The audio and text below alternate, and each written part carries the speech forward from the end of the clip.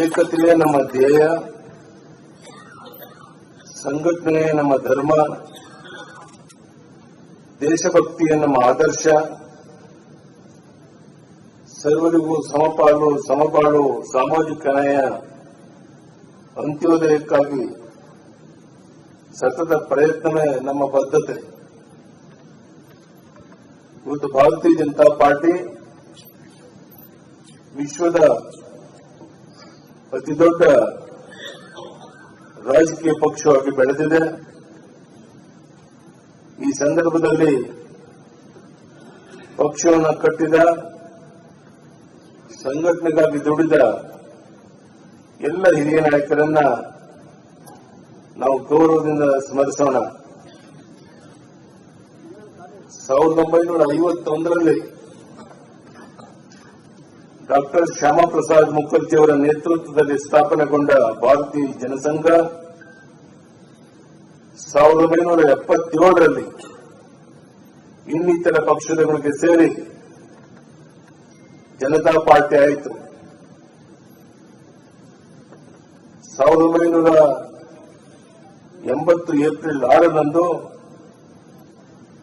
ನಮ್ಮ ಹೆಮ್ಮೆಯ ನಾಯಕ ಅಟಲ್ ಬಿಹಾರಿ ವಾಜಪೇಯಿ ಅವರ ನೇತೃತ್ವದಲ್ಲಿ ಭಾರತೀಯ ಜನತಾ ಪಾರ್ಟಿ ಜನ್ಮ ತಾಳಿತು.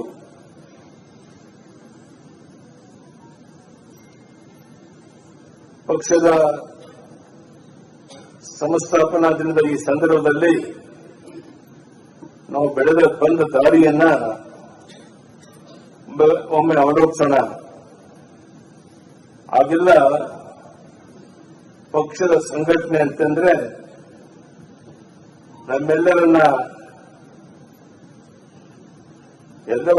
ಬೇರು ಮಟ್ಟದಿಂದ ಪ್ರಾರಂಭಿಸಬೇಕಾಗಿತ್ತು. ನಮಗೆ ವೇದಿಕೆ ಕಟ್ಟೋದಕ್ಕೆ ಜನ ಸಿಗ್ತಾ ಇರಲಿಲ್ಲ. ಒಂದೂರಿನಿಂದ ಮತ್ತೊಂದು ಊರಿಗೆ ಹೋಗಬೇಕು ಅಂದ್ರೆ ಯಾವುದೇ ಸೌಕರ್ಯ ಇರಲಿಲ್ಲ. ಆರ್ಥಿಕ ಸ್ಥಿತಿ ಮೊದಲೇ ಇರಲಿಲ್ಲ. ವಾಜಪೇಯಿ, ಅದ್ವಾನಿ ಅಂತ ನಾಯಕರು ಪಕ್ಷದ ಸಿದ್ಧಾಂತ, ಬದ್ಧತೆ, ದೇಶ ಕಟ್ಟುವ ದೃಢ ಸಂಕಲ್ಪ, ಸತತ ಪರಿಶ್ರಮಗಳು ನಮ್ಮಲ್ಲಿತ್ತು. ಇಡೀ ದೇಶದಲ್ಲೇನೆ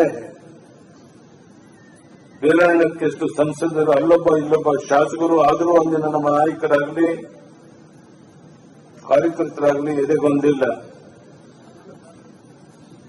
ಜೊತೆಗಿಡಲಿಲ್ಲ. ಅಂತಹ ಸಂದರ್ಭದಲ್ಲಿ ಆದರಣೀಯ ವಾಜಪೇಯಿ ಅವರು ಹೇಳಿದ ಮಾತು ನಮ್ಮ ಪ್ರತಿಯೊಬ್ಬ ಕಾರ್ಯಕರ್ತನಿಗೆ ಸ್ಫೂರ್ತಿ.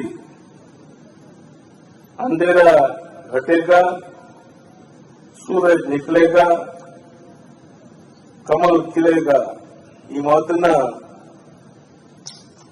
ಅವತ್ತು ಅಟಲ್ ಬಿಹಾರಿ ವಾಜಪೇಯಿ ಅವರು ಹೇಳಿದ್ರು. ಇವತ್ತು ನಮ್ಮ ದೇಶದ ಹೆಮ್ಮೆಯ ಪ್ರಧಾನಿ ನರೇಂದ್ರ ಮೋದಿ, ಇಡೀ ವಿಶ್ವವೇ ಮೆಚ್ಚಿರುವಂತ ನಮ್ಮ ನಾಯಕ ಈ ದೇಶವನ್ನ ಮುಂಚೂಣಿಯಲ್ಲಿ ತಗೊಂಡು ಹೋಗುವಂತ ಪ್ರಾಮಾಣಿಕ ಪ್ರಯತ್ನ ಮಾಡ್ತಾ ಇದ್ದಾರೆ. ಇಡೀ ವಿಶ್ವವೇ ಪ್ರಧಾನಿ ನರೇಂದ್ರ ಮೋದಿಯವರ ಸಲಹೆ, ಚಿಂತನೆ ಬಗ್ಗೆ ಗಮನ ಹರಿಸ್ತಾ ಇರುವುದನ್ನು ನಾವೆಲ್ಲ ಗಮನಿಸಿದ್ದೇವೆ. ಜನಸಂಘದ ಕಾಲದಿಂದ ನಾನು ಸಾರ್ವಜನಿಕ ಕ್ಷೇತ್ರದಲ್ಲಿ ತೊಡಗಿಸಿಕೊಂಡಿದ್ದು 1972ರಲ್ಲಿ ಶಿಕಾರಿಪುರ ಪಟ್ಟಣ ಪುರಸಭೆಗೆ ಆಯ್ಕೆಯಾದೆ. ಮತ್ತೆ ಅದೇ ಸಮಯದಲ್ಲಿ ನಾನು ಜನಸಂಘದ ತಾಲೂಕು ಘಟಕದ ಅಧ್ಯಕ್ಷನಾಗಿ ನೇಮಕಗೊಂಡೆ. 1975ರಲ್ಲಿ ಶಿಕಾರಿಪುರ ಪಟ್ಟಣ ಪುರಸಭೆಗೆ ಅಧ್ಯಕ್ಷನಾಗಿ ಆಯ್ಕೆಯಾದೆ. ತುರ್ತು ಪರಿಸ್ಥಿತಿ ಸಂದರ್ಭದಲ್ಲಿ ನನ್ನನ್ನು ಬಂಧಿಸಿ ಬಳ್ಳಾರಿ, ಶಿವಮೊಗ್ಗ ಜೈಲಿನಲ್ಲಿ ಇರಿಸಲಾಗಿತ್ತು.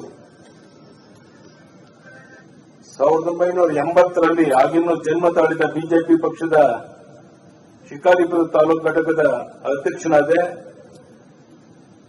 1985ರಲ್ಲಿ ಬಿಜೆಪಿಯ ಶಿವಮೊಗ್ಗ ಜಿಲ್ಲಾ ಘಟಕದ ಅಧ್ಯಕ್ಷನಾದೆ. 1988ರಲ್ಲಿ ಬಿಜೆಪಿಯ ರಾಜ್ಯದ ಅಧ್ಯಕ್ಷನಾದೆ.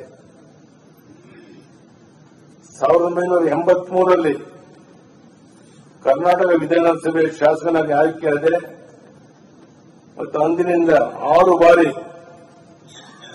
ಶಿಕಾರಿಪುರ ಕ್ಷೇತ್ರವನ್ನು ಪ್ರತಿನಿಧಿಸುವ ಸೌಭಾಗ್ಯ ನನ್ನ ಪಕ್ಷ ಮತ್ತು ನನ್ನ ಕ್ಷೇತ್ರದ ಮತದಾರರು ನನಗೆ ನೀಡಿದರು.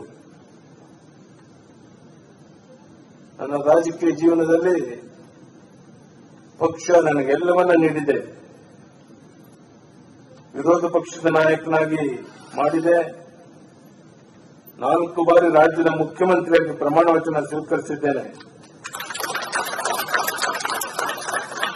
ಇಷ್ಟು ವರ್ಷಗಳ ರಾಜಕೀಯ ಜೀವನದಲ್ಲಿ ಹಲವಾರು ಏಳು ಬೀಳುಗಳನ್ನ ಸೋಲು ಗೆಲುವುಗಳನ್ನು ಕಂಡಿದ್ದೇನೆ. ಆಗಲೂ ಈಗಲೂ ಬದಲಾಗಿದೆ ಇರುವುದು ಅಂದ್ರೆ ನಾನು ನಂಬಿಕೊಂಡು ಬಂದಿರುವಂತ ತತ್ವ ಸಿದ್ಧಾಂತಗಳು. ನಾನು ಮಾತ್ರ ಅಲ್ಲ, ನಮ್ಮ ಪಕ್ಷದ ಪ್ರತಿಯೊಬ್ಬ ಕಾರ್ಯಕರ್ತನಿಗೂ ಕೂಡ ದೇಶವೇ ಮೊದಲು, ನಂತರ ಮಾತೃ ಸಮಾನವಾದ ಪಕ್ಷ.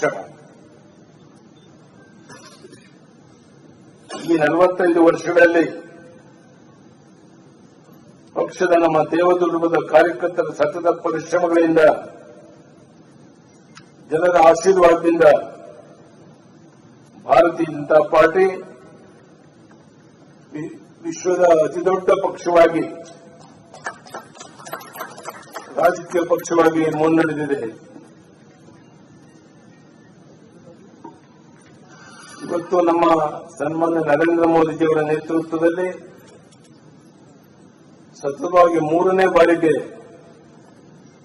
ಕೇಂದ್ರದಲ್ಲಿ ಆಡಳಿತ ನಡೆಸ್ತಾ ಇದ್ದೇವೆ. ದೇಶದ 19 ರಾಜ್ಯಗಳಲ್ಲಿ ಹಾಗೂ 2 ಕೇಂದ್ರಾಡಳಿತ ಪ್ರದೇಶದಲ್ಲಿ ಬಿಜೆಪಿ ಎನ್ಡಿಎ ಸರ್ಕಾರಗಳು ಅಧಿಕಾರದಲ್ಲಿದೆ. ಪಕ್ಷ ಪ್ರಾರಂಭಗೊಂಡ ದಿನದಿಂದಲೂ ಸಹ ನಮ್ಮ ಬದ್ಧತೆಗಳಾಗಿದ್ದಂಥ ರಾಮ ಮಂದಿರ ನಿರ್ಮಾಣ, 370ನೇ ವಿಧಿ ರದ್ದು ಮತ್ತು ಏಕರೂಪ ನಾಗರಿಕ ಸಾಹಿತ್ಯಗಳ ಸಕಾರಾತ್ಮಕ ಸಂಪೂರ್ಣ ಪ್ರಾಮಾಣಿಕತೆಯಿಂದ ನಮ್ಮ ಪ್ರತಿಯೊಬ್ಬ ಕಾರ್ಯಕರ್ತರು ಸೇರಿದಂತೆ ನಾವು ಕೆಲಸ ಮಾಡಿದ್ದೇವೆ. ನಮ್ಮ ಎಲ್ಲ ಸಿದ್ಧಾಂತ ಕೇಂದ್ರದಲ್ಲಿ ಇರುವುದು ಒಂದೇ, ದೇಶ ಮೊದಲು. ಪಕ್ಷದ ಸಂಸ್ಥಾಪನಾ ದಿನವಾದ ಇಂದು ನಮ್ಮ ಪ್ರತಿಯೊಬ್ಬ ಕಾರ್ಯಕರ್ತರಲ್ಲಿ ನನ್ನ ವಿನಮ್ರ ಮನವಿ ಅಂತ ಹೇಳಿದ್ರೆ, ಸಮೃದ್ಧ, ಸಶಕ್ತ, ವಿಕಸಿತ ಭಾರತಕ್ಕಾಗಿ ಸಂಘಟನೆಯನ್ನು ಬಲಪಡಿಸುತ್ತಾ ನಾವೆಲ್ಲರೂ ಒಂದಾಗಿ ಮುನ್ನಡೆಯುವ ಸಂಕಲ್ಪವನ್ನು ಪುನರುಚ್ಚರಿಸೋಣ. ಮತ್ತೊಮ್ಮೆ ಎಲ್ಲರಿಗೂ ಪಕ್ಷದ ಸ್ಥಾಪನಾ ದಿನದ ಹಾಗೂ ಶ್ರೀರಾಮನವಮಿಯ ಶುಭಾಶಯಗಳನ್ನು ತಿಳಿಸುತ್ತೇನೆ. ಎಲ್ಲರಿಗೂ ನನ್ನ ಅಭಿನಂದನೆಗಳು ಮತ್ತು ಅಭಿನಂದನೆಗಳು. ಧನ್ಯವಾದಗಳು. ನಮಸ್ಕಾರ.